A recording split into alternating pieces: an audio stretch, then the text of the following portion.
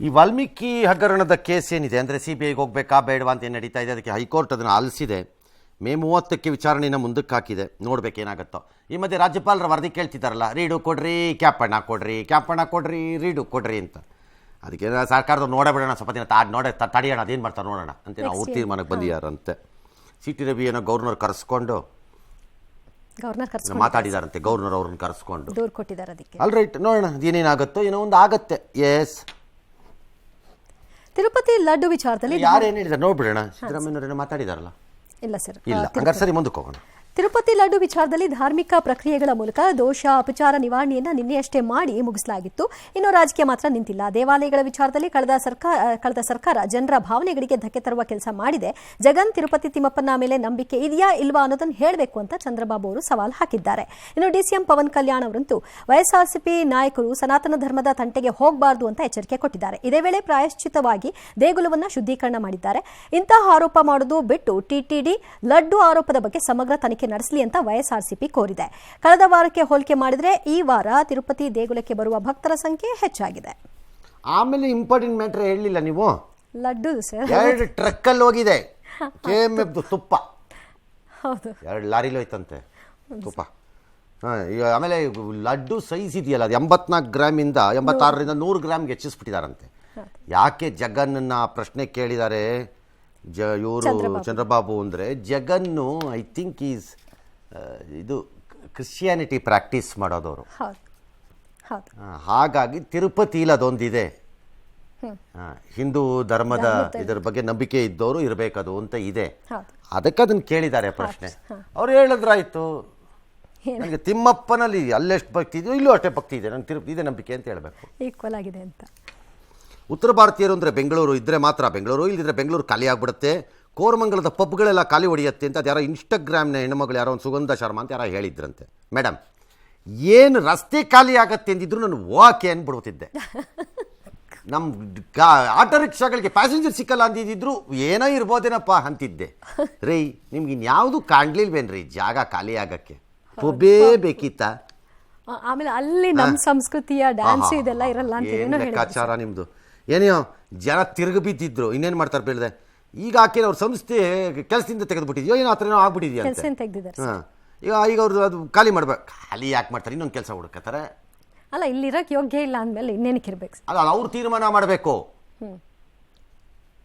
ಇಷ್ಟೆಲ್ಲ ಆದಮೇಲೆ ಅವ್ರು ಏನೋ ಕನ್ನಡಿಗರಿಗೆ ಕ್ಷಮೆ ಕೇಳ್ಬಿಟ್ಟು ಒಂದು ವಿಡಿಯೋ ಮಾಡಿಬಿಟ್ಟು, ನನಗೆ ಯಾರ ಭಾವನೆಯನ್ನು ಘಾಸಿಗೊಳಿಸುವ ಉದ್ದೇಶ ಇರಲಿಲ್ಲ, ಮಾತಿನಿಂದ ಯಾರಿಗಾದ್ರೂ ನೋವಾಗಿದ್ದರೆ ಕ್ಷಮೆ ಇರಲಿ, ದಯಮಾಡಿ ನಿಮ್ಮ ಪ್ರೀತಿ ನನಗೆ ಕೊಡಿ ಅಂತೆಲ್ಲ ಕೇಳಿದೆ. ಯಾರೋ ನಮ್ಮ ರೆಗ್ಯುಲರ್ ಪಾಲಿಟಿಷಿಯನ್ ಫ್ಯಾಮಿಲಿ ಇದ್ದಂಗೆ ಇದೆಯಪ್ಪ. Copy paste. ಯಾರ ಭಾವನೆಯನ್ನು ಘಾಸಿ ಇರ್ತಿರಲಿಲ್ಲ, ಎಲ್ಲೋ ಕೇಳಿದೆ. ಯಾರ ಮಾತಿಂದ ನೋವಾಗಿದ್ದರೆ ಕ್ಷಮಿಸಿರಿ ಅಂತೆಲ್ಲ ಹೇಳ್ತಾರೆ.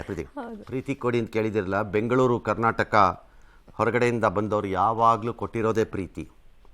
ಪ್ರಾಬ್ಲಮ್ ಏನಪ್ಪ ಅಂತಂದರೆ, ಆ ಪ್ರೀತಿ ಕೊಟ್ಟ ಕನ್ನಡಿಗರನ್ನು ಹೊರಗಡೆಯಿಂದ ಬಂದ ಬಹು ಜನ, ಎಲ್ಲ ಅಲ್ಲ ಪಾಪ, ಕೆಲವರು ಅವರು ಅದನ್ನು ವೀಕ್ನೆಸ್ ಅಂದ್ಕೊಂಡಿದ್ದಾರೆ.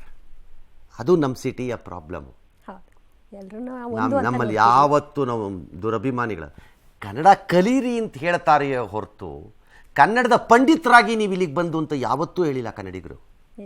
ಅದನ್ನ ಅರ್ಥ ಮಾಡಿ ಯಾವತ್ತೂ ಹೇಳಿಲ್ಲ ಕನ್ನಡಿಗರು ಅದನ್ನು. All right, yes. ಇನ್ನು ದಕ್ಷಿಣ ಲೆಬನಾನ್ ಮೇಲೆ ನಿನ್ನೆ ಇಸ್ರೇಲ್ ನಡೆಸಿದ ಭೀಕರ ದಾಳಿಯಲ್ಲಿ 500ಕ್ಕೂ ಹೆಚ್ಚು ಮಂದಿ ಬಲಿಯಾಗಿದ್ದಾರೆ. 1500ಕ್ಕೂ ಹೆಚ್ಚು ಮಂದಿ ಗಾಯಗೊಂಡಿದ್ದಾರೆ. ದಾಳಿ ವೇಳೆ ಹಳ್ಳಿಗರು ಪ್ರಾಣ ಅಂಗೈಯಲ್ಲಿಡ್ಕೊಂಡು ಸಿಕ್ಕ ವಾಹನಗಳನ್ನ ಹತ್ಕೊಳ್ತಾ ಊರುಗಳಿಗೆ ಹೋಗ್ತಾ ಇರೋ ದೃಶ್ಯ ಅಂತೂ ವೈರಲ್ ಆಗಿದೆ. ದಾಳಿಯನ್ನು ನಿಲ್ಲಿಸುವ ಪ್ರಶ್ನೆಯೇ ಇಲ್ಲ. ಲೆಬನಾನ್ ಪ್ರಜೆಗಳು ಹಿಜ್ಬುಲ್ಲಾಗಳ ಗುರಾಣಿ ಆಗಬಾರದು ಅಂತ ಇಸ್ರೇಲ್ ಎಚ್ಚರಿಕೆ ಕೊಟ್ಟಿದೆ. ಆಲ್ ರೈಟ್, ಆ ವಾರ್ ನಿಲ್ಲಲ್ಲ. ಯಾಕಂದರೆ ಎರಡೂ ಕಡೆ ಬಂದಿದೆ. ಇಸ್ರೇಲ್ ಆ್ಯಕ್ಚುಲಿ ಫೇಸ್ ಮಾಡ್ತಿರೋದು 2 ಕಡೆ ವಾರು. ಒಂದು ಕಡೆ ಲೆಬನಾನ್ ಕಡೆಯಿಂದ, ಇನ್ನೊಂದು ಕಡೆ ಪ್ಯಾಲೆಸ್ಟೈನ್ ಕಡೆಯಿಂದ. ಆ ಕಡೆಯಿಂದ ಹಮಾಸು, ಈ ಕಡೆಯಿಂದ ಹಿಜ್ಬುಲ್ಲಾ, ಎರಡೂ ಮಾಡಿದೆ.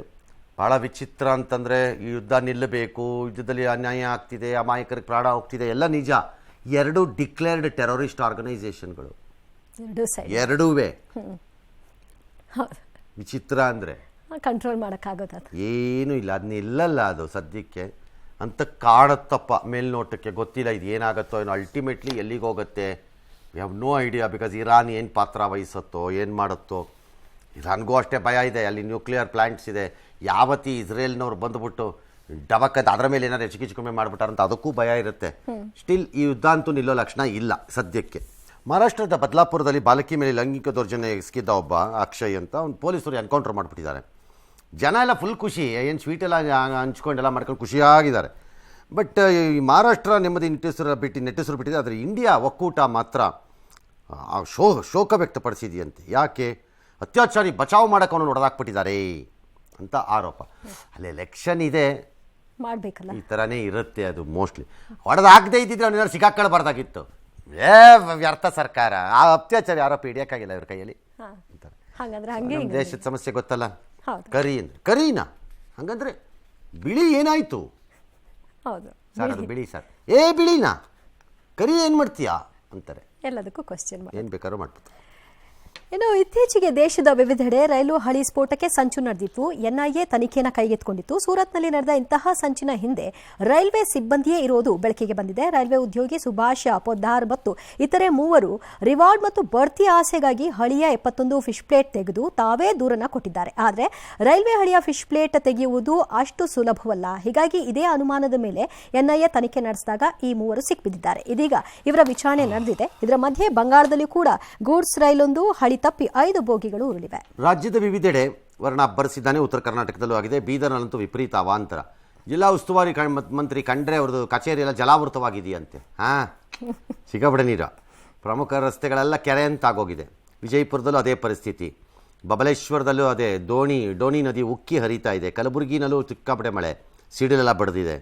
ಬಾಗಲಕೋಟೆ ಜಮಖಂಡಿಲಿ ಹಾಸ್ಟೆಲ್ಗೆಲ್ಲ ನೀರು ನುಗ್ಗಿ ವಿದ್ಯಾರ್ಥಿಗಳು ಪರದಾಡೋಗ್ಬಿಟ್ಟಿದ್ದಾರೆ.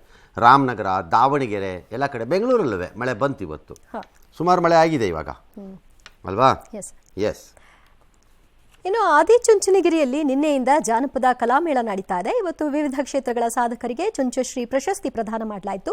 ಸಾಹಿತಿ ಡಾಕ್ಟರ್ ರಾಮೇಗೌಡ, ಸಮಾಜ ಸೇವಕ ಹಿರಿಯಣ್ಣ ಹೆಗಡೆ, ಕೆಎನ್ ಪುಟ್ಟೇಗೌಡ, ಪ್ರೊಫೆಸರ್ ಬಸವೇಗೌಡ, ಜಾನಪದ ಕಲಾವಿದೆ ಮಲ್ಲವ ಬಸಪ್ಪ ಇವರಿಗೆ ಚುಂಚಶ್ರೀ ಪ್ರಶಸ್ತಿಯನ್ನು ಕೊಡಲಾಯಿತು. ಈ ಕ್ಷಣಕ್ಕೆ ಕೇಂದ್ರ ಸಚಿವ H D Kumaraswamy, public TV ಮುಖ್ಯಸ್ಥರಾದ ಎಚ್ ಆರ್ ರಂಗನಾಥ್ ಸರ್ ಸೇರಿ ಹಲವರು ಸಾಕ್ಷಿಯಾದರು.